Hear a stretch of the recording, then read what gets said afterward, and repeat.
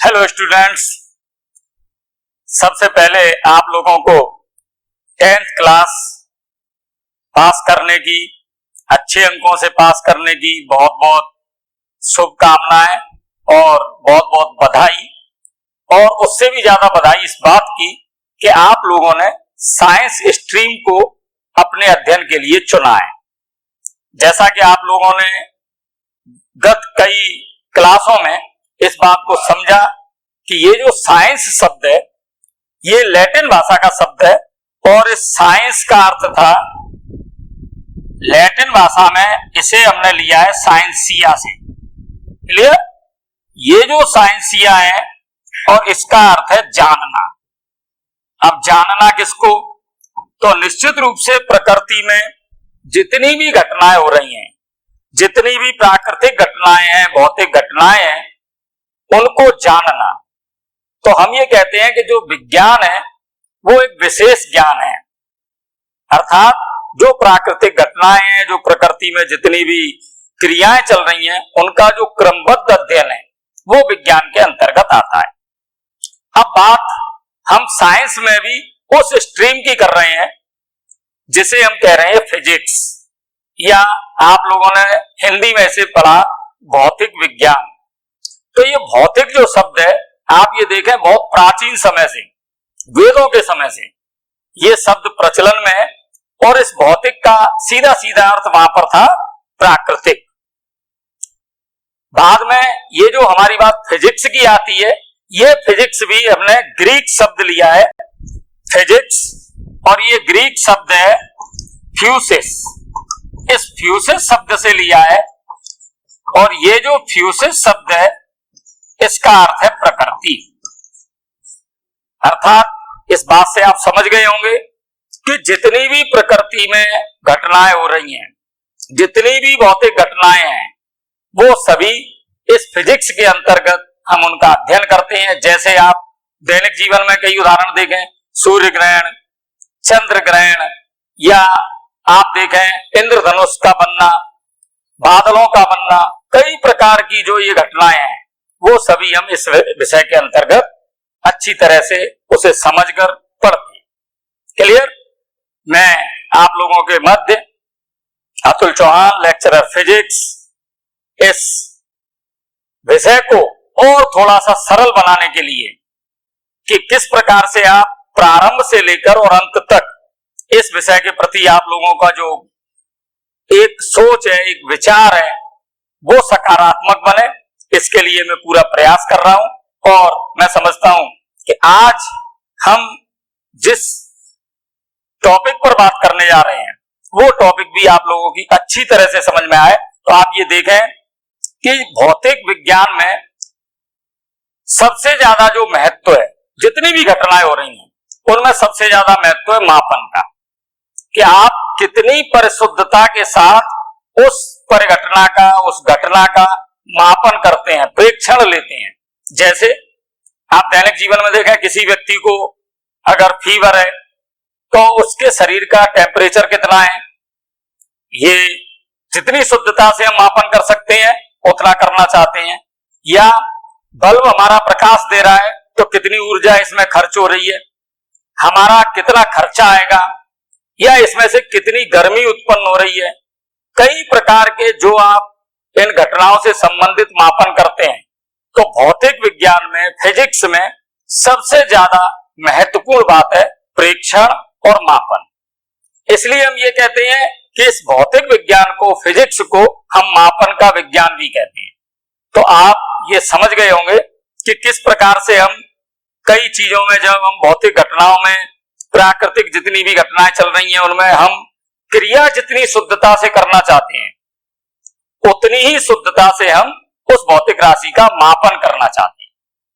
दैनिक जीवन में आप देखें, अगर मुझे कोई दूरी नापनी है तो मेरे पास 1 मिलीमीटर पर्याप्त है शुद्धता के लिए।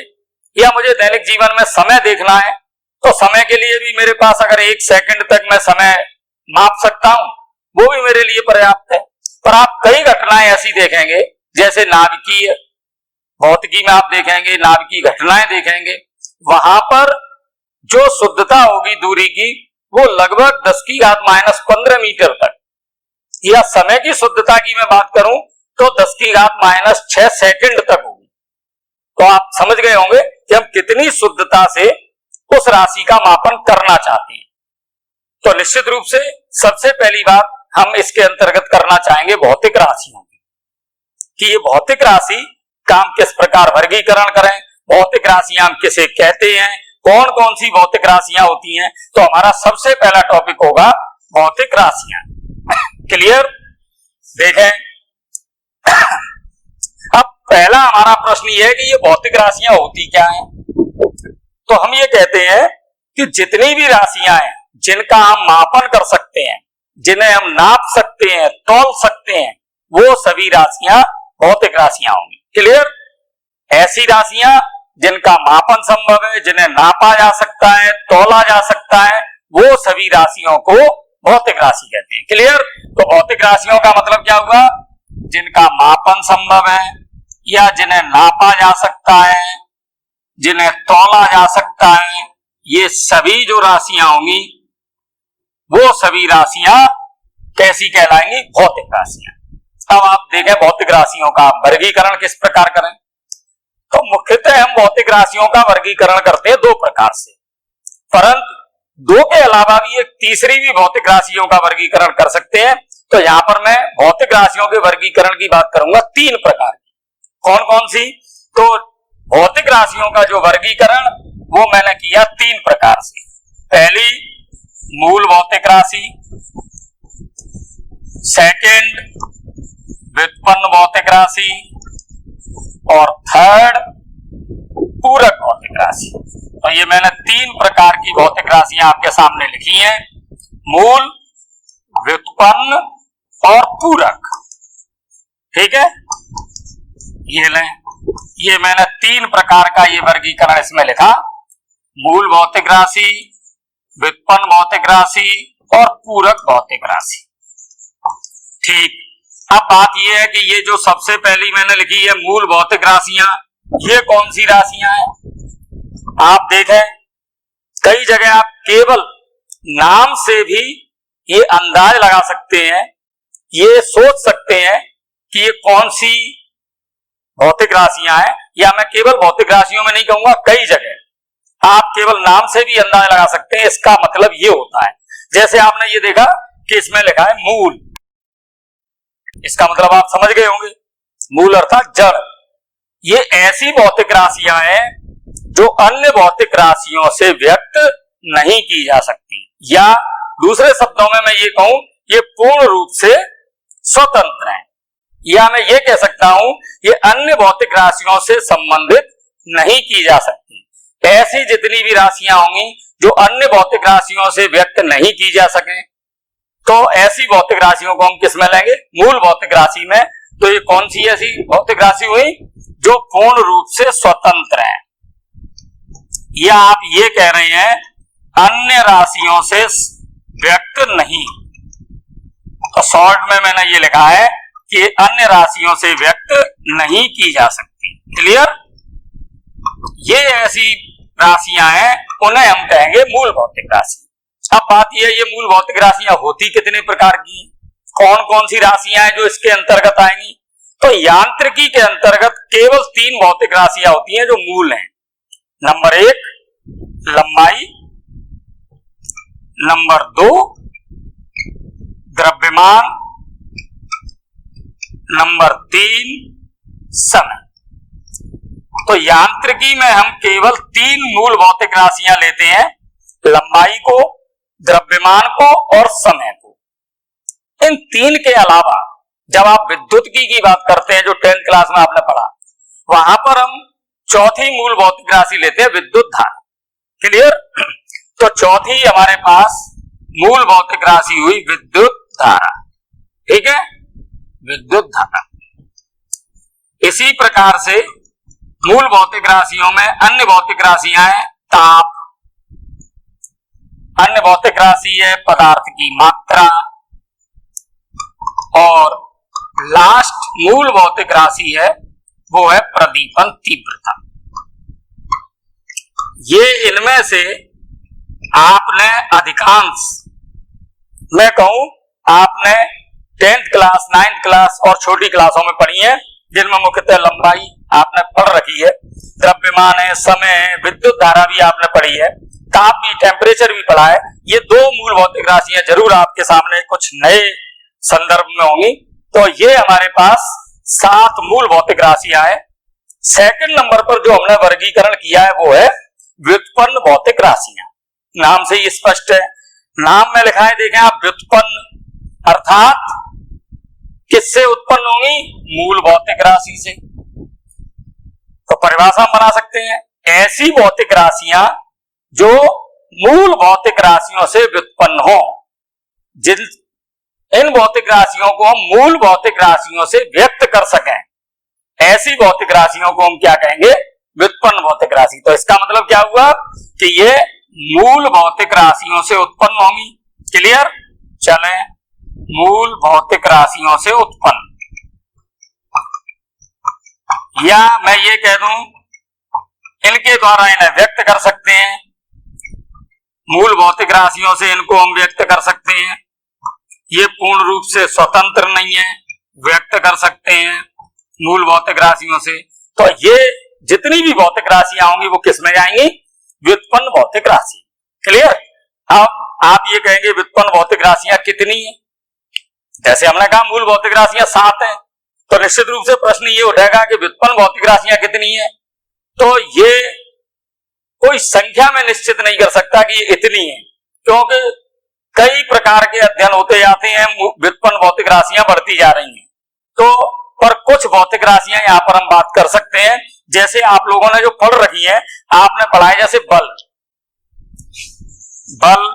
व्युत्पन्न भौतिक राशि है जो मूल भौतिक राशियों से व्युत्पन्न हो जाएगी। या आपने पढ़ी है ऊर्जा भी व्युत्पन्न भौतिक राशि है। या अन्य संदर्भ में देखें, आपने पढ़ा है विभवांतर भी व्युत्पन्न भौतिक राशि के अंतर्गत है। या आपने पढ़ा है संवेग, या आपने पढ़ा है ऊष्मा, कार्य, त्वरण, जितनी भी ये मैं बोल रहा हूं वो सभी किसके अंतर्गत गई? ये सब व्युत्पन्न भौतिक राशि है। अब आप ये कहेंगे हम पहचान कैसे करें कि ये व्युत्पन्न भौतिक राशियां ये व्युत्पन्न है, ये मूल है, या ये पूरक है? तो एक बार आप पूरक समझ लें, तब आप क्लियर हो जाएंगे कि कौन सी व्युत्पन्न होगी, कौन सी मूल होगी, कौन सी पूरक होगी। नाम से ही आपको पता चल रहा है, पूरक, सप्लीमेंट्री। तो इन दोनों में जो नहीं है वो निश्चित रूप से इसमें होंगी। तो इसमें हमने केवल 2 ही भौतिक राशियां ली हैं, और वो है एक तो कोण, या इसे आप कह सकते हैं तलीय कोण, और एक आप ठोस कोण। अब आप ये देखें, आप बिल्कुल स्पष्ट हो गए होंगे अगर मैं ये पूछता हूं कि विद्युत धारिता, जो आपने कभी नहीं सुनी, वो किन भौतिक राशियों के अंतर्गत आएगी? मूल होगी, या व्युत्पन्न होगी, या पूरक होगी? तो क्लियर आपके सामने एक पिक्चर हो गई कि मूल भौतिक राशियां निश्चित है हमारे पास 7, ठीक है। पूरक भौतिक राशियां हमारे पास निश्चित है 2। चूंकि जो मैं भौतिक राशि बोल रहा हूं वो भौतिक राशि न तो मूल भौतिक राशि के अंतर्गत है, न वो पूरक भौतिक राशि के अंतर्गत है, तो निश्चित रूप से वो किसमें गई? व्युत्पन्न में। तो अब आप क्लियर हो गए होंगे कि 7 मूल भौतिक राशियां, 2 पूरक भौतिक राशियां, और शेष सभी किसमें गई? व्युत्पन्न भौतिक राशियां। तो आप भौतिक राशियों को स्पष्ट रूप से समझ लें। मूल भौतिक राशियां पूर्ण रूप से स्वतंत्र हैं, 7 प्रकार की हैं। पूरक भौतिक राशियां जो मूल और व्युत्पन्न में नहीं है, जो सप्लीमेंट्री हमने रखी है, वो 2 ही हैं, कोण और ठोस कोण। कोण को हम तलीय कोण भी कह सकते हैं। 2 इसमें गई पूरक में, और शेष जितनी भी भौतिक राशियां हैं वो सब किसमें जा रही हैं? व्युत्पन्न। अब बात यह है कि ये जो भौतिक राशियां हैं, इन भौतिक राशियों का हमें करना है शुद्धता से मापन। क्लियर? अब मापन के लिए मुझे किस चीज की जरूरत पड़ेगी? ऐसी क्या चीज है जो मापन के लिए अति आवश्यक होगी? इसके संदर्भ में हम बात यह करते हैं कि किसी भी भौतिक राशि का अगर मुझे मापन करना है, तो मैं उसके मापन के लिए कोई एक नियत मान, कोई एक निश्चित मान लूंगा और उस नियत और निश्चित मान से उस मापन की तुलना करूंगा। उस नियत मान को, या आप ये कह रहे हैं भौतिक राशि के मापन के लिए जो हमने मान नियत कर रखा है, निश्चित कर रखा है, उसे हम कहते हैं मात्रक। तो क्लियर आप समझ गए होंगे कि हमें सबसे पहले किसी भौतिक राशि के मापन के लिए किस चीज की आवश्यकता पड़ेगी? मापन की। तो अब हम किसकी बात करेंगे यहां पर? मापन की आवश्यकता में। मापन किससे करना है और मापन के लिए हमें चाहिए मात्रक। तो अगला जो हमारा टॉपिक होगा, इसके आप स्क्रीनशॉट ले लें। आपको ये 7 मूल भौतिक राशियां पता होनी चाहिए, 2 आपको पूरक पता होनी चाहिए और शेष सभी व्युत्पन्न भौतिक राशि। क्लियर? तो आप इसका स्क्रीनशॉट ले लें और अगले बिंदु पर हम चल रहे हैं जिसकी हम बात कर रहे हैं मात्रक। क्लियर? चलें देखें, हम बात करना चाहते हैं मात्रक की, और हमने एक बात ये कही कि किसी भी भौतिक राशि का अगर मुझे मापन करना है तो उस मापन के लिए मुझे एक नियत मान या निश्चित मान की आवश्यकता है। कारण कि जो हमने मान निश्चित किया है, तो आप ये देखें उस निश्चित मान को हमने नाम रख दिया मात्रक, जैसे हम इंग्लिश में कहते हैं यूनिट। ऐसा नहीं है यूनिट शब्द आपके लिए कुछ नया है, मात्रक नया है। आपने 10th क्लास में, 9th क्लास में और छोटी क्लासों में भी मात्रक की बात की है, पर यहां पर हम किस संदर्भ में कर रहे हैं थोड़ा सा आप उसे समझें। देखें, कोई भी हम भौतिक राशि का अगर मापन करते हैं तो मापन के लिए आपको 2 चीजों की आवश्यकता है। किसी भी भौतिक राशि का जो परिमाण होगा वो 2 चीजों से व्यक्त होगा। नंबर 1 मात्रक, ठीक है। भौतिक राशि का परिमाण 2 चीजों से व्यक्त है। भौतिक राशि का परिमाण क्या क्या? तो एक मैंने लिखा है मात्रक और दूसरा आंकिक मान। ठीक, जैसे आप समझ गए होंगे दोनों चीजों को। अगर मुझे भौतिक राशि का मापन करना है तो मैं उसे करूंगा किसी मात्रक से। सेकंड बात आपने क्या कही? आंकिक मान की। ये आंकिक मान उस भौतिक राशि के परिमाण को व्यक्त करेगा। तो आप किसी भौतिक राशि का जो मापन करेंगे वो मापन तो करेंगे मात्रक से। क्लियर? और अगर मुझे उसका परिमाण बताना है, उसका मान कितना है, तो वो परिमाण बताएगा उसका आंकिक मान। उदाहरण से आप और स्पष्ट होंगे। मैंने आपसे ये कहा कि हम किसी भी भौतिक राशि का जब मापन कर रहे हैं तो मुझे 2 चीजों की आवश्यकता है। नंबर 1 मात्रक की, नंबर 2 आंकिक मान की। फिर आपने ये कहा कि मात्रक से मापन होगा, आंकिक मान उसके परिमाण को व्यक्त करेगा, मान को व्यक्त करेगा। जैसे आप कोई भी उदाहरण ले तो आप ये देखेंगे कि जैसे मैं द्रव्यमान की बात करूं, ठीक है। आप ये कहें कि अगर मान लेते हैं किसी वस्तु का द्रव्यमान 3 किलोग्राम है, ठीक है, 3 किलोग्राम। इसका अर्थ क्या है? इसका अर्थ आप ये समझ गए होंगे। यहां पर मैंने 2 चीजें लिखी हैं। नंबर 1 मात्रक, जो आपको ये दिख रहा है किलोग्राम। नंबर 2 आंकिक मान आपको दिख रहा है 3। ये 3 किलोग्राम का अर्थ क्या है? 3 किलोग्राम का अर्थ सीधा सीधा ये है कि हमारे पास उस वस्तु के द्रव्यमान को मापने के लिए एक जो हमने नियत मान ले रखा है वो हमने लिया है किलोग्राम। जो प्रमाणिक मान है वो हमने लिया किलोग्राम। तो ये जो वस्तु है जिसका द्रव्यमान मैंने बोला है 3 किलोग्राम, निश्चित रूप से वो 1 किलोग्राम जो मेरे पास नियत मान है जिसे मैं मात्रक कह रहा हूं उसके द्रव्यमान की ये 3 गुनी है। आप और दूसरे उदाहरण से देखें। अगर आप ये कहते हैं कि ये इस कमरे की लंबाई 5 मीटर है, ठीक है, इसका अर्थ ये हुआ कि आपके पास जो मात्रक के रूप में आपने जो नियत मान लिया है वो है मीटर, और ये जो लंबाई है उस मीटर की 5 गुनी है। तो हमने उससे क्या की? उसकी तुलना की। तो निश्चित रूप से जब हम किसी भी भौतिक राशि को मापते हैं तो क्या करते हैं? हम उस भौतिक राशि के मान को उस मात्रक से तुलना करते हैं और तुलना करके ये बताते हैं ये उस मात्रक का इतने गुना है। तो आप समझ गए होंगे कि मात्रक का मतलब क्या हुआ कि हमने जो मान निश्चित कर रखा है, जो नियत कर रखा है किसी भी भौतिक राशि के मापन के लिए, उसे हम कह रहे हैं मात्रक। और हमें किसी भी भौतिक राशि के परिमाण को व्यक्त करने के लिए दो चीजें, नंबर एक आंकिक मान और नंबर दो मात्रक। अब आप इसी को दूसरे तरीके से देखें। अभी मैंने कहा कि वस्तु का द्रव्यमान 3 किलोग्राम है, ठीक है। अगर इस द्रव्यमान को मैं ग्राम में व्यक्त करूं तो आप ये देखें, अगर किसी व्यक्ति से आप पूछेंगे इस वस्तु का द्रव्यमान ग्राम में कितना है, तो आप ये कहेंगे कि 3000 ग्राम है। कारण आप समझ गए होंगे, क्योंकि जो 1 ग्राम है वो किलोग्राम का 1000वां हिस्सा है, ठीक है। तो इसका मतलब ये हुआ कि ये जो अब वस्तु का द्रव्यमान है, किसी ने अगर ग्राम मात्रक में बोला है तो वो कितना हुआ, 3000 ग्राम। तो एक बात इससे स्पष्ट हुई कि 3 किलोग्राम बराबर 3000 ग्राम। इसका मतलब कि अगर मात्रक जितना छोटा होगा, जैसे ग्राम, उसका आंकिक मान या उसका परिमाण उतना ही अधिक होगा। यहां देखें आपने यहां कहा किलोग्राम, तब आंकिक मान है 3।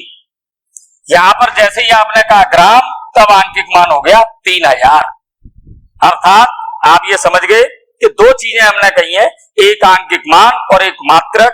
तो मात्रक जितना छोटा है उसका आंकिक मान उतना ही अधिक है। अगर मैं ये कहूं कि मैंने जो आंकिक मान है इसे मैं n से व्यक्त करूं, मात्रक को इंग्लिश में कहते हैं यूनिट, इसे मैं u से व्यक्त करूं, तो जितनी यूनिट बड़ी होगी उतना ही उसके साथ जो नंबर है, परिमाण है, वो उतना ही छोटा होगा। और आपने ये बात देखी, गत कक्षाओं में देखी, दो तरह की हम बात करते हैं, समानुपाती और व्युत्क्रमानुपाती। व्युत्क्रमानुपाती उस संदर्भ में हम प्रयोग करते हैं कि अगर हम एक राशि का मान बढ़ाते हैं और उससे संबद्ध दूसरी राशि घटती है, एक को मैंने बढ़ाया दूसरी घटी, या एक को मैंने घटाया दूसरी बढ़ी, तब मैं कहता हूं ये इसके व्युत्क्रमानुपाती है। तो आप यहां देखें कि हमने दो चीजें देखी, आंकिक मान और परिमाण। तो हमें क्या पता चल रहा है कि किसी राशि का मात्रक जितना बड़ा है उसका परिमाण उतना ही छोटा है। मात्रक बड़ा, परिमाण छोटा, मात्रक छोटा, परिमाण बड़ा। अर्थात जो मात्रक है और परिमाण है वो दोनों एक दूसरे के व्युत्क्रमानुपाती हैं। अगर आप यूनिट को बढ़ाएंगे तो निश्चित रूप से नंबर घटेगा, अगर आप यूनिट को घटाएंगे तो निश्चित रूप से यूनिट आपने घटाई है तो नंबर बढ़ेगा। तो इसका मतलब अपन क्या कह सकते हैं कि भौतिक राशि का जो मात्रक है, जिसे मैं लिख रहा हूं u, उसके आंकिक मान या परिमाण के व्युत्क्रमानुपाती है। और व्युत्क्रमानुपाती में आपको पता है कि आप किस प्रकार लिखते हैं, 1 करके। तो हमारे पास ये आ गया कि ये जो मात्रक है वो आंकिक मान, मतलब जो मैंने n से व्यक्त किया है, उसके किस प्रकार है, व्युत्क्रमानुपाती। और आपने 10th क्लास में भी कई जगह देखा था, विद्युत धारा वाले पाठ में देखा था, समानुपाती का चिन्ह हटाते हैं, कांस्टेंट लगाते हैं जिसे हम स्थिरांक कहते हैं। तो यहां पर भी अगर मैं इस कांस्टेंट यहां पर लगाऊं तो u समानुपातिक स्थिरांक यहां पर लगाना है, समानुपाती का चिन्ह हटाता हूं तो यहां पर मुझे कुछ भी स्थिरांक लगाना है, किसी से भी व्यक्त कर सकता हूं, कांस्टेंट k से लिख सकता हूं, c से लिख सकता हूं, जो भी आप लिखना चाहें। तो यहां पर किसी से भी आप व्यक्त कर दें, स्थिरांक इंटू 1/n, या आप ये कह सकते हैं अगर वज्र गुणा करेंगे तो un बराबर स्थिरांक।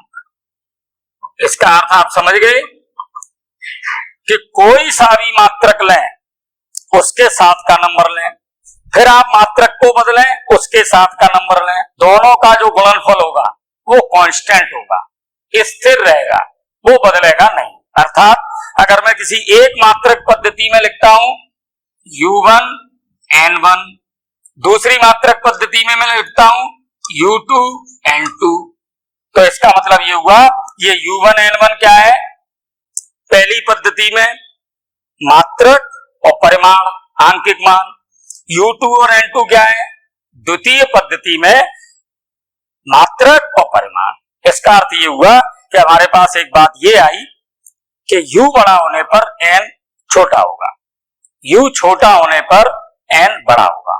तो इतनी चीजों का मतलब केवल आपने ये समझा कि जो मात्रक होता है वो किसी भी भौतिक राशि का जो हमने मापन के लिए नियत मान कर रखा है उसे हम कहते हैं मात्रक। क्लियर? नंबर 2, हमें ये पता चल गया अगर मात्रक बड़ा होता है तो उसके साथ जो आंकिक मान होता है वो छोटा होता है। जैसे आपने कहा 2 घंटा, अब आप इसे अगर मिनट में व्यक्त करेंगे तो आप कहेंगे 120 मिनट। तो आप देखें घंटा जो मात्रक था वो बड़ा था तो उसके साथ आंकिक मान था 2, और जैसे ही आपने वो मात्रक बदला, छोटा लिया मिनट, वैसे ही आपके पास आंकिक मान हो गया 120। अगला बदलें, अगर आप इसे पुनः सेकंड में बदलें तो और भी छोटा है। तो मिनट को अगर आप सेकंड में करेंगे तो 120 इंटू 60 लगभग 7200 सेकंड।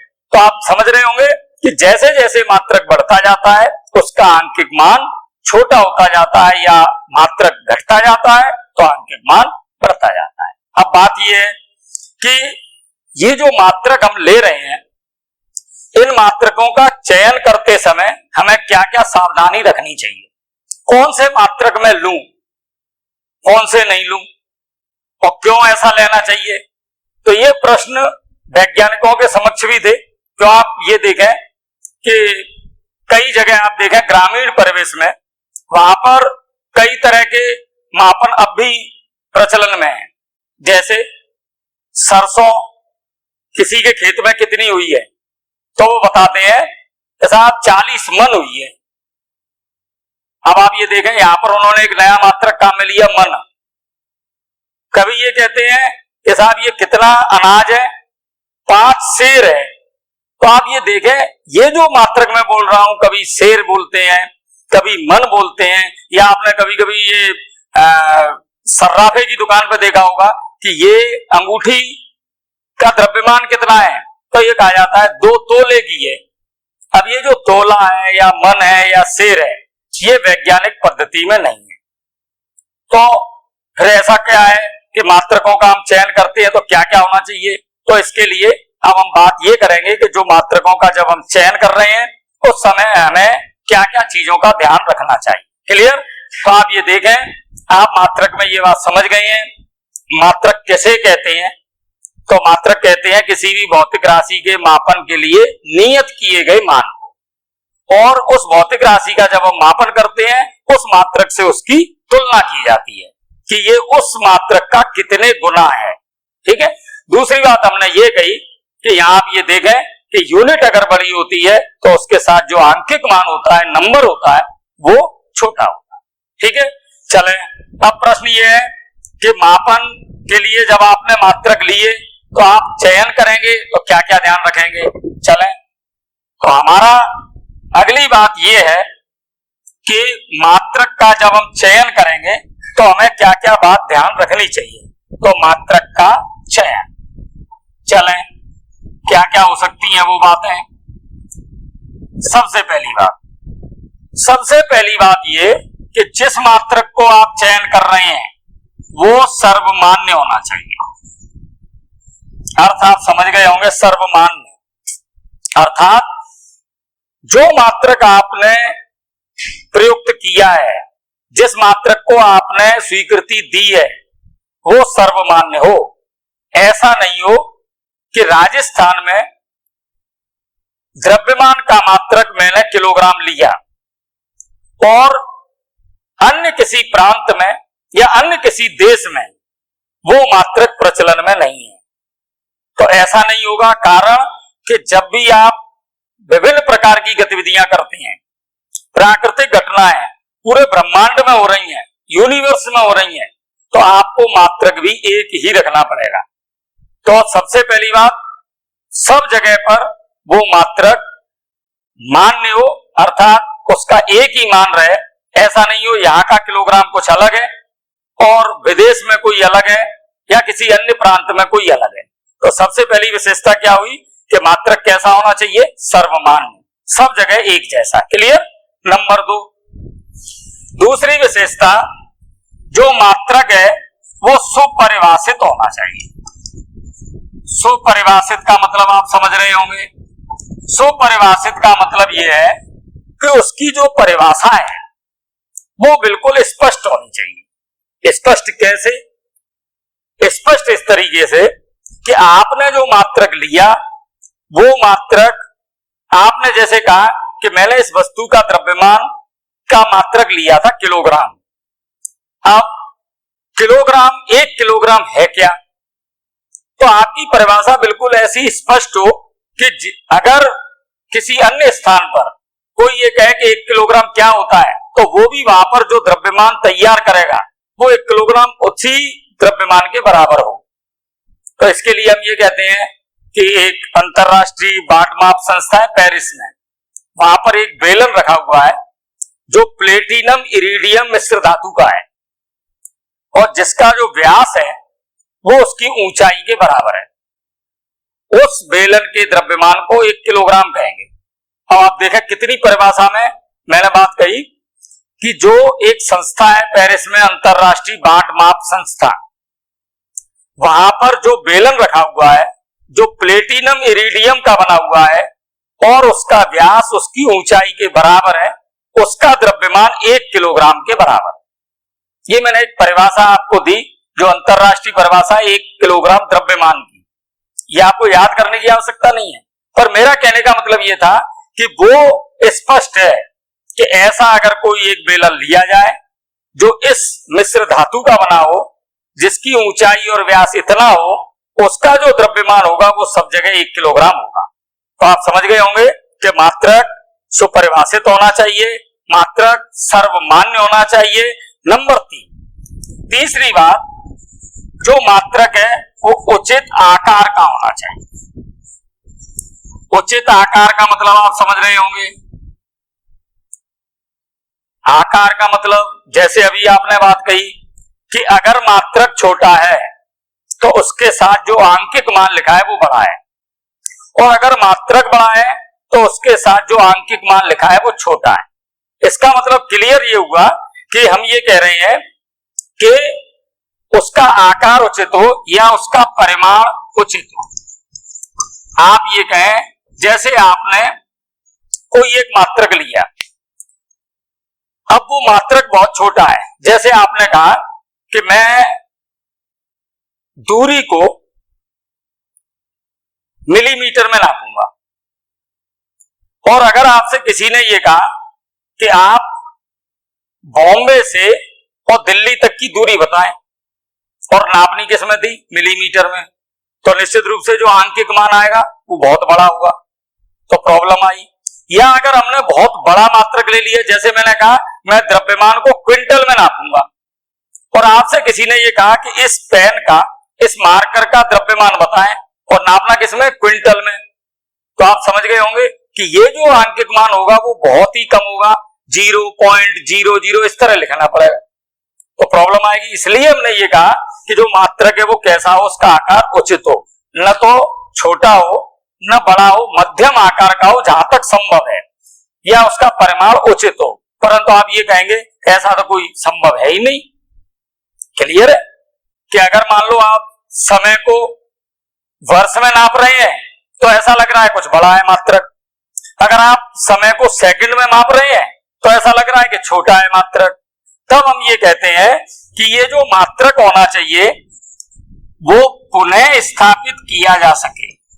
पुनः स्थापित का मतलब आप समझ गए कि एक मात्रक जो हमने लिया है उसे अन्य मात्रक में बदला जा सके। अगर आपने कोई अन्य मात्रक में बदलना, अगर आपने ये सोचा कि मुझे द्रव्यमान नापना है किलोग्राम में, और आपको बहुत बड़ी किसी वस्तु का द्रव्यमान नापना है, जैसे ट्रेन में भरे किसी लगेज का, पूरी ट्रेन में कितना लगेज है, तो आप ये देखें कि वहां किलोग्राम द्रव्यमान हमें छोटा पड़ रहा है, तो आप इस किलोग्राम को अन्य मात्रक में आप बदल सकें, या पुनः स्थापित अन्य मात्रक में बदलना, या आप ये कह सकते हैं इसे, इसके प्रतिरूप जो मॉडल हैं वो प्रतिरूप आसानी से आप विकसित कर सकते। ठीक है, प्रतिरूप आसानी से बना सकते। ऐसे मात्रक चाहिए जो आप एक मात्रक से दूसरे में बदल सके आसानी से, या उनके प्रतिरूप जो मॉडल हैं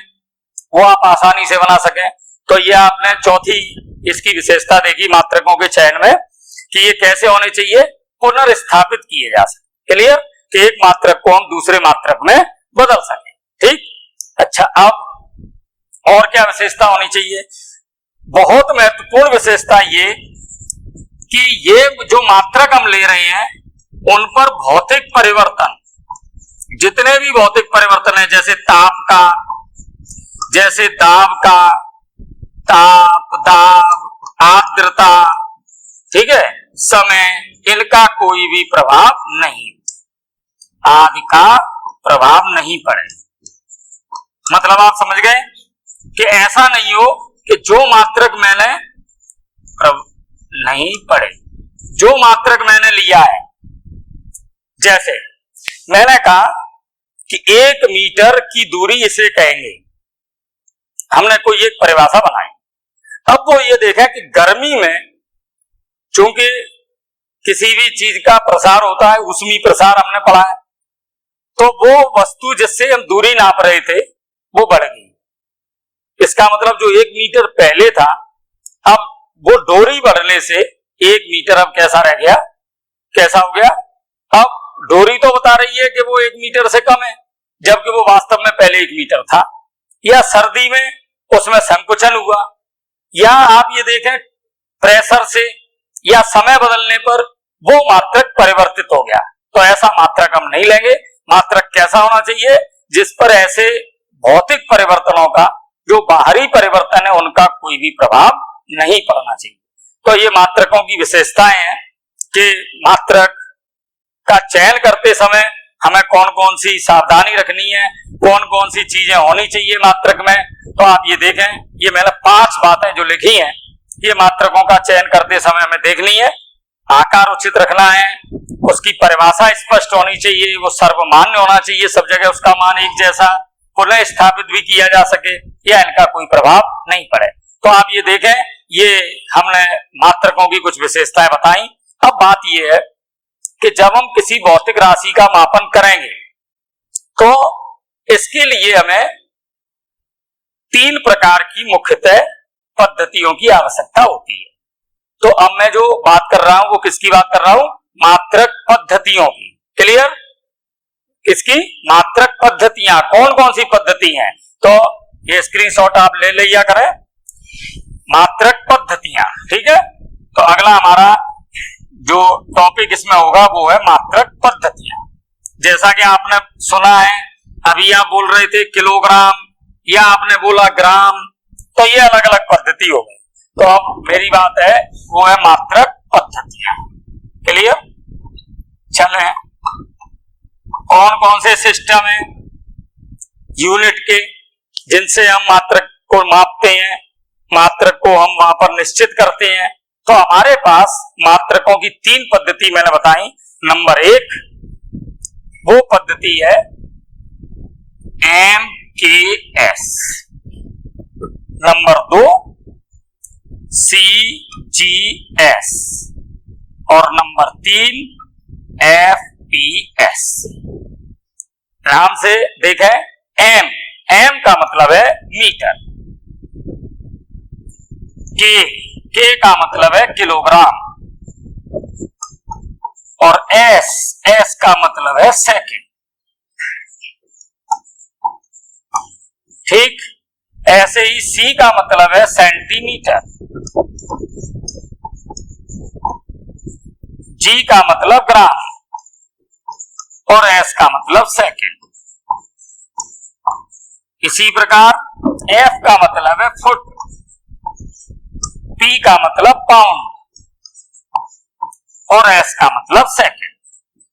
ये हमारे पास 3 मात्रक पद्धतियां हैं, और ये 3 मात्रक पद्धति जो आपने ली है, अभी जब हमने भौतिक राशियों की बात की उस समय आपने ये देखा कि हमने ये कहा था कि यांत्रिकी में 3 मूल भौतिक राशियां हैं, लंबाई, द्रव्यमान और समय। ठीक, अब आप ये देखें कि लंबाई, द्रव्यमान और समय अगर मुझे एमकेएस पद्धति में मापनी है तो लंबाई को मापेंगे मीटर से, द्रव्यमान को किलोग्राम से और समय को सेकंड से। इसी प्रकार सीजीएस में आप लंबाई को सेंटीमीटर से, द्रव्यमान को ग्राम से और समय को सेकंड से। इसी प्रकार एफपीएस में लंबाई फुट में, द्रव्यमान पाउंड में और समय सेकंड। क्योंकि यांत्रिकी में हमने कहा था कि मूल भौतिक राशियां कितनी है, 3। अब बात ये आई कि ये जो 3 पद्धति हुई, 3 पद्धति के बाद इन तीनों पद्धतियों में सबसे ज्यादा जो प्रचलन में रही वो रही एमकेएस। अब ऐसा क्यों, एमकेएस ज्यादा प्रचलन में क्यों? प्रचलन में इसलिए ज्यादा रही, आप ये देखें जो सीजीएस पद्धति है इसमें जो हमने मात्रक लिए हैं वो एमकेएस पद्धति की तुलना में छोटे हैं। जैसे उसमें हमने लिया है किलोग्राम, तो यहां लिया है ग्राम, तो निश्चित रूप से जो आंकिक मान होगा वो बहुत ज्यादा होगा। यहां पर आपने दूरी को मापा मीटर में और यहां पर आप माप रहे हैं सेंटीमीटर में, तो निश्चित रूप से सेंटीमीटर में जैसे ही परिवर्तित करेंगे आंकिक मान बहुत बड़ा होगा। ठीक, अच्छा, तीसरी जो पद्धति है इसे हमने कम काम में इसलिए लिया कि जब आप एक पद्धति से दूसरी पद्धति में बदलेंगे तो आप ये देखें उनके जो गुणज होंगे, जो उपगुणज होंगे वो बहुत ही जटिल होंगे प्रक्रिया में। कारण मीटर से सेंटीमीटर में कोई दिक्कत नहीं है कि आप कह देंगे 1 मीटर, ये सेंटीमीटर। आप किलोग्राम से ग्राम में भी कह सकते हैं, 1000 ग्राम हो गए, 100 सेंटीमीटर हो गए। पर आप जैसे ही बात ये करेंगे एफपीएस में, तो ये पद्धति सबसे कम प्रयुक्त की गई, क्योंकि इसको जैसे ही आप एमकेएस को एफपीएस में बदलेंगे या सीजीएस को एफपीएस में बदलेंगे, उसके जो गुणज होंगे वो बहुत ही प्रक्रिया को जटिल बना देंगे। तो हम ये देखें कि सबसे अधिक जो पद्धति काम में आई वो एमकेएस। पर अब आप ये देखें इसमें एक प्रॉब्लम क्या आई। प्रॉब्लम आपको दिख रही होगी कि हमारे पास जो मूल भौतिक राशियां थी वो थी 7। कौन कौन सी? लंबाई जो आप माप रहे हैं, नंबर 2 द्रव्यमान, नंबर 3 समय। ये तीनों को मापने में कहीं प्रॉब्लम नहीं आ रही इस पद्धति में। पर जैसे ही आप विद्युत की बात करेंगे, विद्युत धारा की, विद्युत धारा में आपको मापना पड़ेगा विद्युत धारा को और आवेश को। अब आप ये देखें, विद्युत धारा और आवेश को मापने के लिए हमने यहां पर कोई भी मात्रक काम में नहीं लिया। तब एक हमने पद्धति काम में ली इस विद्युत धारा को मापने के लिए, उसे हमने कह दिया एमकेएसए। समझ गए होंगे आप, मीटर, किलोग्राम, सेकंड, एम्पियर। पर जैसे ही बात आई ताप, पदार्थ की मात्रा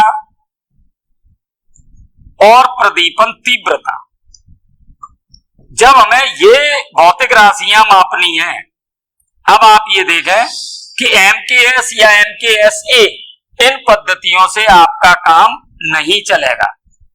इसके लिए इन सभी भौतिक राशियों के मापन के लिए 1960 में जो अंतरराष्ट्रीय मापपाट संस्था की सामान्य सभा थी, उसने एक नई यूनिट को नाम दिया और उसका नाम रखा उन्होंने अंतरराष्ट्रीय पद्धति।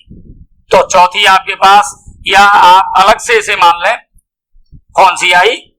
अंतरराष्ट्रीय पद्धति, या इंग्लिश में आप कहेंगे इसे सिस्टम ऑफ इंटरनेशनल, या आप इसे लिख सकते हैं एसआई, सिस्टम ऑफ इंटरनेशनल। इस पद्धति में इन सभी मूल भौतिक राशियां जो आपने लिखी हैं 7, इन 7 भौतिक राशियों को हम माप सकते हैं। तो जो अंतरराष्ट्रीय पद्धति थी, इस अंतरराष्ट्रीय पद्धति में क्या विशेषताएं थी, या इसका जब हमने नामकरण किया तो आप ये समझ गए होंगे, क्योंकि इसका नाम ही आप देख रहे हैं कि अंतरराष्ट्रीय है, तो अंतरराष्ट्रीय का मतलब क्या हुआ? क्लियर है कि ये पद्धति पूरे राष्ट्रों में, सभी राष्ट्रों में एक साथ लागू की गई और 1960 में इसे सब लोगों ने स्वीकार किया कि हम ये मात्रक पद्धतियों का, ये मात्रकों का, और इन मात्रकों की ये परिभाषा के अनुसार हम इनका उपयोग करेंगे। तो आप ये देखें कि जो एसआई पद्धति है, जिसे हम कह रहे हैं सिस्टम ऑफ इंटरनेशनल, अंतरराष्ट्रीय पद्धति, इसकी कुछ विशेषताएं हैं। क्या, कौन सी विशेषताएं हैं, क्या क्या चीजें? तो आप ये देखें, कुछ विशेषताएं जो अभी आपने कहा था मात्रकों का चयन करते समय ये चीजें होनी चाहिए, वो सभी इसमें मिलेंगी आपको। जैसे आपने पहली विशेषता ये बताई, कौन सी, कि इस पर जो बाहरी भौतिक परिवर्तन है उनका कोई भी प्रभाव नहीं पड़े। निश्चित रूप से भौतिक परिवर्तनों का कोई भी प्रभाव नहीं पड़ना चाहिए। ताप का, दाब का, भौतिक परिवर्तनों का प्रभाव नहीं पड़े। ठीक, एक बात तो इसमें भी ऐसे पद्धति में लिए गए, जो भी मात्रक लिए गए वो इस तरीके के लिए गए कि ऐसा कोई ताप का, दाब का, समय का, आर्द्रता का, इनका कोई भी प्रभाव नहीं पड़ेगा। मुख्य विशेषता इसकी क्या? मुख्य विशेषता इसकी ये रही कि मैं इसे यहां पर लिख देता हूं। दूसरी विशेषता इसकी ये रही, दूसरी विशेषता कि ये परिमेयकृत पद्धति है। परिमेयकृत पद्धति, परिमेय का मतलब आप समझ गए होंगे, परिमेयकृत पद्धति किसकी बात कर रहा हूं मैं? एसआई की। क्लियर? चलें, मैं इनको ऊपर लिख देता हूं जिससे आपको यहां पर स्पष्ट हो जाएगा। ये तीनों को मैं यहां लिख देता हूं और फिर यहां पर अंतरराष्ट्रीय पद्धति की बात कर लेते हैं। ठीक है? दूसरी कौन सी थी? सीजीएस, और तीसरी कौन सी थी? एफपीएस। सी का मतलब सेंटीमीटर, जी का मतलब ग्राम, एस का मतलब सेकंड। एफपीएस में एफ का मतलब फुट, पी का मतलब पाउंड, एस का मतलब सेकंड। और जैसा कि आपको पता है सबसे कम प्रयुक्त होने वाली पद्धति है ये, गुणज के वजह से। और ये जो अंतरराष्ट्रीय पद्धति है, इसकी अब दूसरी विशेषता मैं ये बता रहा हूं कि ये परिमेयकृत है। क्लियर? यहां से हटा देता हूं जिससे आप कंफ्यूज नहीं हो। इसकी सेकंड विशेषता क्या? परिमेयकृत पद्धति है। परिमेय के रूप में इसे लिख सकते हो आप। या इसमें जो महत्वपूर्ण बात है वो ये है कि आपने ये देखा था 10th क्लास में, देखा, छोटी क्लासों में भी देखा, ऊर्जा के कई प्रकार हैं। ठीक है? रासायनिक ऊर्जा है, विद्युत ऊर्जा है, और भी कई प्रकार आपने 10th क्लास में पढ़े हैं। ठीक है? आप ये देखें, यहां पर हम ऊर्जा के लिए, कोई भी ऊर्जा हो, चाहे वो आपकी नाभिकीय ऊर्जा है, चाहे वो ज्वार भाटी ऊर्जा है, कोई भी है, उन सभी के लिए यहां पर एक ही मात्रक काम में लिया गया, जूल। ठीक? या जैसे शक्ति है, तो शक्ति किसी भी संदर्भ में हो, किसी की भी शक्ति हो, यहां पर हमने एक ही मात्रक काम में लिया, वाट। तो इसका मतलब एक किसी भी भौतिक राशि के लिए यहां पर क्या है? एक भौतिक राशि का एक ही मात्रक है। तो इसे मैं इस तरह से लिख देता हूं, एक भौतिक राशि का एक मात्रक। क्लियर? एक भौतिक राशि का एक मात्रक, चाहे वो ऊर्जा कोई सी भी है, मात्रक हमने एक लिया, शक्ति कोई सी भी है तो मात्रक एक लिया, त्वरण कोई सा भी है, कई तरह के त्वरण आप यहां देखेंगे, मात्रक एक ही लिया। तीसरी इसकी विशेषता, और वो ये कि जैसा कि आपने उसमें बात की थी कि ये मात्रक कैसे होने चाहिए? सुपरिभाषित होने चाहिए, या ये कैसे होने चाहिए? सर्वमान्य होने चाहिए। तो अभी तो बात आपने की कि अंतरराष्ट्रीय है तो सर्वमान्य है, सुपरिभाषित जैसे मैंने अभी एक परिभाषा बताई, या मैं कोई और भी परिभाषा दूं, जैसे मैं 1 एम्पीयर की आपको परिभाषा दूं। 1 एम्पीयर की परिभाषा के लिए वो ये कहते हैं कि दो अनंत लंबाई के समांतर तार हैं, एक जिनकी त्रिज्या नगण्य है, अनंत लंबाई के हैं, और दोनों निर्वात में या वायु में परस्पर 1 मीटर की दूरी पर रखे हैं। यदि उनकी एकांक लंबाई पर बल 2 × 10⁻⁻⁷ न्यूटन प्रति मीटर है तो उनमें जो आपने धारा प्रवाहित की है दोनों में, उस धारा का मान 1 एम्पियर होगा। ये एक मैंने परिभाषा बोली है, इसे आप ज्यादा केवल इतना सा समझें, याद नहीं करें, क्योंकि आप 12th क्लास में पूरी परिभाषा व्युत्पन्न करेंगे। मैंने ये कहा कि 2 तार होने चाहिए, अनंत लंबाई के होने चाहिए, एक दूसरे के समांतर रखे होने चाहिए, उनके बीच की दूरी 1 मीटर होनी चाहिए, आसपास माध्यम वायु या निर्वात होना चाहिए। यदि उन तारों की एकांक लंबाई पर बल 2 × 10⁻⁷ न्यूटन प्रति मीटर लग रहा है तो उन दोनों तारों में जो आपने धारा प्रवाहित की है उसका मान 1 एम्पियर होगा। अर्थात ये पूरी तरह से आपने इसे सुपरिभाषित किया 1 एम्पियर को। तो आप ये बात समझ रहे होंगे कि हमने जो भी मात्रक अंतरराष्ट्रीय पद्धति में लिए हैं वो उस मात्रकों के चयन में जो आपने शर्तें रखी थी, सुपरिभाषित होना चाहिए, सर्वमान्य होना चाहिए, बाहरी भौतिक परिवर्तनों का या बाहरी अन्य ताप का, दाब का इनका कोई प्रभाव नहीं पड़ना चाहिए, आसानी से ये पुनर्स्थापित होना चाहिए। तो ये विशेषताएं इसमें भी आपको दिख रही हैं। अच्छा, एक और विशेषता कि ये मैट्रिक या दशमलव पद्धति है, और आप समझ गए होंगे दशमलव पद्धति में सीधा सीधा आप जो गणना करते हैं उसमें आपको कहीं प्रॉब्लम नहीं आती, क्योंकि आप सीधे सीधे जब 0 आती है दशमलव का उपयोग कर लेते हैं, या आप दशमलव में कोई संख्या लिख के 10 की घात में लिख देते हैं। तो ये दशमलव पद्धति है, इसलिए ये ज्यादा स्वीकार की गई।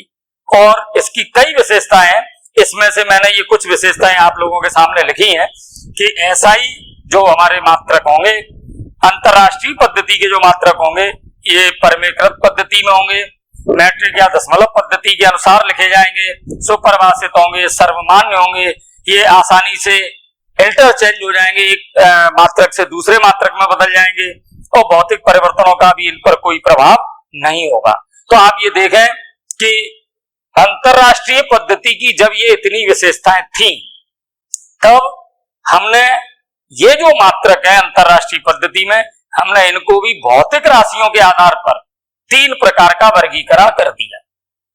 भौतिक राशियां 3 प्रकार की, मूल, व्युत्पन्न, पूरक। तो उसी के आधार पर हमने अंतरराष्ट्रीय पद्धति में मात्रक भी कितने प्रकार के लिए? 3। कौन कौन से? मूल मात्रक, व्युत्पन्न मात्रक और पूरक मात्रक। क्लियर? तो हम बात किसकी कर रहे हैं? मात्रकों के प्रकार की, वर्गीकरण की। तो आप एक बार इसे ले ले और फिर मैं बात करता हूं मात्रकों के प्रकार। क्लियर? चलें एक बार इसका फोटो ले ले, स्क्रीनशॉट ले लिया करें, जिससे मैं अगली बात शुरू कर दूं। चलें, तो अब मैं बात कर रहा हूं मात्रकों के प्रकार की। तो मात्रकों के प्रकार, जैसा कि आपने भौतिक राशि की बात की, भौतिक राशि में आपने कितने तरह के मात्रक, भौतिक राशि यानी 3, तो उसी के आधार पर मैं बात कर रहा हूं कि जो मात्रकों का हमने वर्गीकरण किया है, मात्रक वो भी अब हमने कितने प्रकार के कर दिए? 3 प्रकार। ठीक, नंबर 1 मूल मात्रक, नंबर 2 व्युत्पन्न मात्रक और नंबर 3 पूरक मात्रक। परिभाषा बिल्कुल स्पष्ट, जैसा आपने भौतिक राशियों की पढ़ी बिल्कुल वही की वही परिभाषा आप यहां आ जाएं, इनकी भी कर लें। देखें, सबसे पहले मूल मात्रक, मूल भौतिक राशियां कौन सी थी, उसी के आधार पर इसकी बात कर रहे हैं। मूल भौतिक राशियां वे भौतिक राशियां थी जो पूर्ण रूप से स्वतंत्र थी, या आप ये कहें वो अन्य भौतिक राशियों से व्यक्त नहीं की जा सकती थी। बिल्कुल वही बात यहां आ जाए। मूल मात्रक ऐसे मात्रक हैं जो अन्य मात्रकों द्वारा व्यक्त नहीं किए जा सकते, या ये पूर्ण रूप से स्वतंत्र हैं, उन्हें हम कहेंगे मूल मात्रक। व्युत्पन्न मात्रक पर आ जाएं। व्युत्पन्न भौतिक राशियां कौन सी थी? जो मूल भौतिक राशियों से व्युत्पन्न होती थी, मूल भौतिक राशियों द्वारा उनको व्यक्त किया जा सकता था। तो निश्चित रूप से आप ये देखें, व्युत्पन्न मात्रक भी कौन से? जिन्हें हम मूल मात्रकों से व्युत्पन्न कर सकते हैं।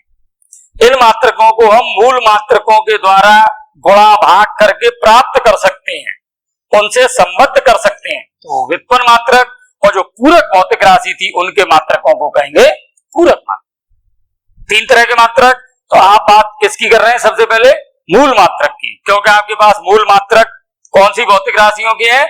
मूल भौतिक राशियों की। और मूल भौतिक राशियां आपके पास कितनी? 7। क्लियर?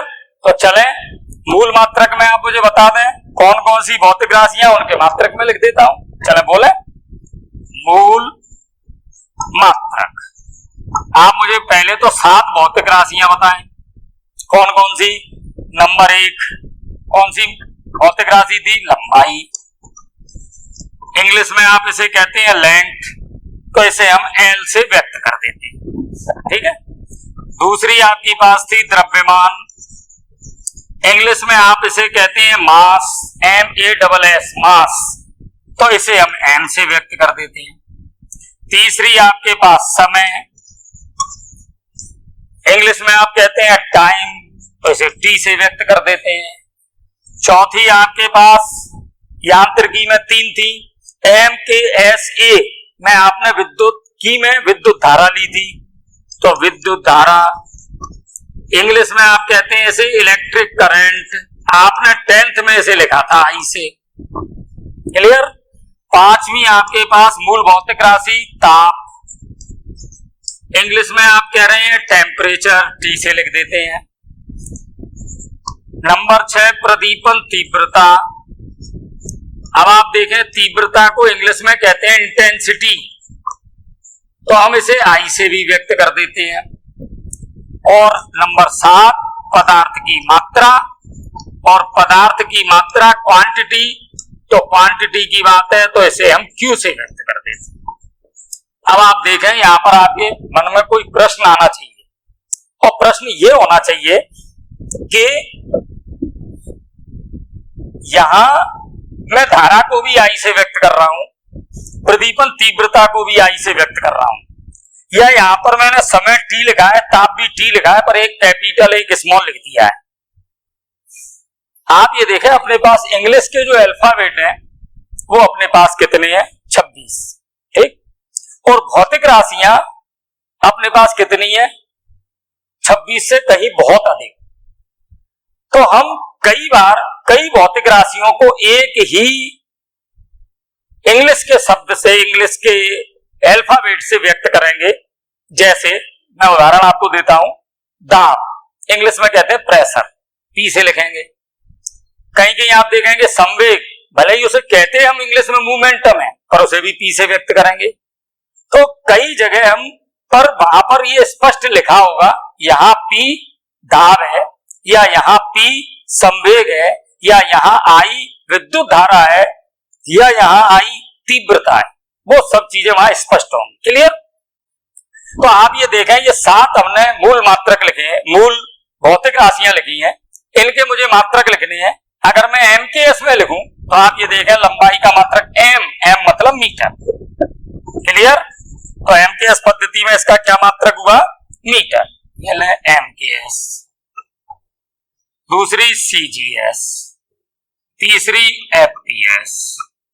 ठीक। और इसी के साथ मैं SI लिख देता हूं, क्योंकि आप ये देखें कि जो MKS पद्धति थी उसी का परिवर्तित और संशोधित रूप SI था।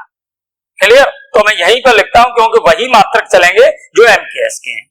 लंबाई MKS में या SI में मीटर, CGS में सेंटीमीटर, और FPS में फुट। क्लियर? द्रव्यमान पर आ जाए, K का मतलब किलोग्राम, G का मतलब ग्राम, और P का मतलब पाउंड। क्लियर?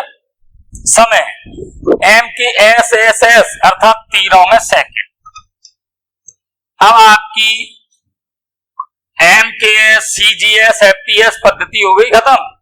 अब केवल कौन सी चलेगी? SI, क्योंकि इन चारों के मात्रक MKS, CGS, FPS में नहीं है, तो अब SI में लिखते हैं।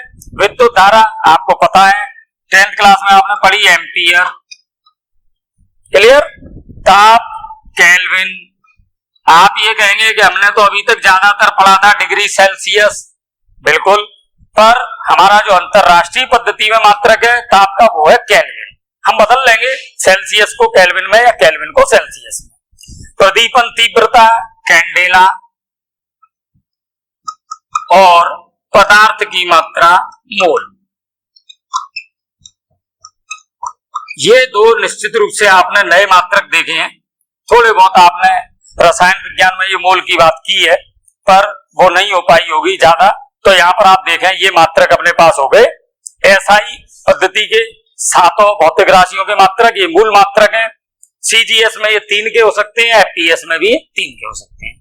तो ये जो हमने मात्रक यहाँ पे लिखे हैं, आप ये देखें, ये मैंने अभी केवल कौन से लिखे हैं? मूल मात्रक। अब क्या ये सुपरिभाषित है? तो आपने देखा मैंने कुछ परिभाषाएं बोली आपके सामने कि 1 किलोग्राम किसे कहते हैं, तो मैंने बताया था प्लेटिनम इरिडियम का वो बेलन, और ऐसे ही 1 एम्पियर, ऐसे ही 1 किलोग्राम। तो आप ये देखें 1 मीटर क्या होगा? तो आप ये देखें कि हमने सामान्य रूप से ये पढ़ा है कि प्रकाश का निर्वात में वेग लगभग 3 × 10⁸ मीटर प्रति सेकंड। अब ये जो मैंने बोला है 3 × 10⁸, ये फिक्स नहीं है। अगर आप फिक्स की बात करें तो निश्चित रूप से ये थोड़ा सा उससे कम है। अगर मैं ये कहूं 3 × 10⁸ नहीं है, ये है 2.9979248। तो लगभग वो 3 है। देखें एक बार मैं दोबारा बोल रहा हूं 2.9979, तो देखें 99 फिर 7 फिर 9 और फिर 2458, तो लगभग हम उसे 3 मान लेते हैं। तो 1 मीटर के लिए हम ये कहते हैं कि 1 मीटर वो दूरी है जो प्रकाश निर्वात में 1/2.9979248 सेकंड में तय करता है। बहुत शुद्धता से ये मापन है। तो आप ये देखें कि इस प्रकार से ये चीजें आप यहां कर सकते हैं। क्लियर है? तो आप ये देखें कि ये अंतरराष्ट्रीय परिभाषा जो हम इसमें देंगे तो वो इस प्रकार की होंगी। ये मूल मात्रकों की हमने बात की है।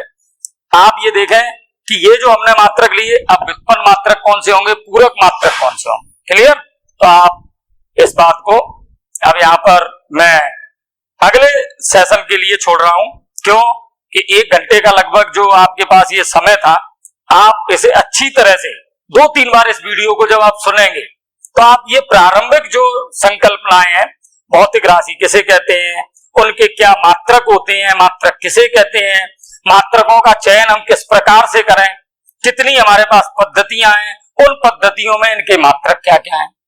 तो मूल मात्रक तक हमने जो बात की है, तो आप इसे बार बार थोड़ा सा सुने। मैंने नोट्स भी आप प्राप्त करें, नोट्स वहां से निकालें, उनको पढ़ें और पढ़ने के बाद ये क्लियर करें कि ये चीजें किस प्रकार से हम समझेंगे। 2-3 बार आप वीडियो देखेंगे, पहला आपका ये वीडियो है, अच्छी तरह से समझेंगे। All the best, thank you. अगले वीडियो के लिए तैयार रहें। ओके।